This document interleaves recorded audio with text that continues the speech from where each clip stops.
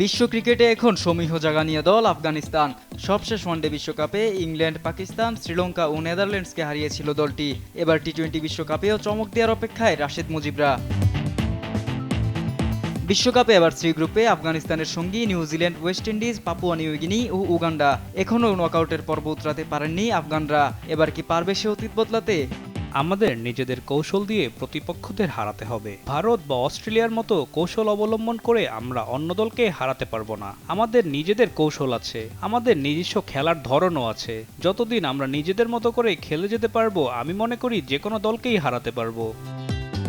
Caribbean premier league CPL এ খেলার অভিজ্ঞতা আছে বেশ কয়েকজন আফগান ক্রিকেটারের। কন্ডিশন সম্পর্কে বেশ ভালো ধারণা আছে সবার, তাই চেনা কন্ডিশনে সুযোগ কাজে লাগাতে মরিয়া রাশিদ। আমি সিপিএলেও অনেক বল করেছি। মোহাম্মদ নবী, মুজিবুর রহমান এবং নূর আহমেদেরও ক্যারিবীয় উইকেটে বল করার অভিজ্ঞতা আছে। আমরা সবাই সেখানে যথেষ্ট স্পিন পেয়েছি এবং সেখানকার কন্ডিশনেও যথেষ্ট পারদর্শী। আমাদের ক্ষেত্রে এই সুবিধা থাকবে। টি-20তে ওয়েস্ট ইন্ডিজকে হারানোর অভিজ্ঞতা আছে আফগানিস্তানের। বিশ্বকাপে সে আত্মবিশ্বাস কাজে দিবে বলছেন রাশিদ খান। শাহাদাত কিফাত, স্পোর্টস ডেস্ক, দেশ টিভি।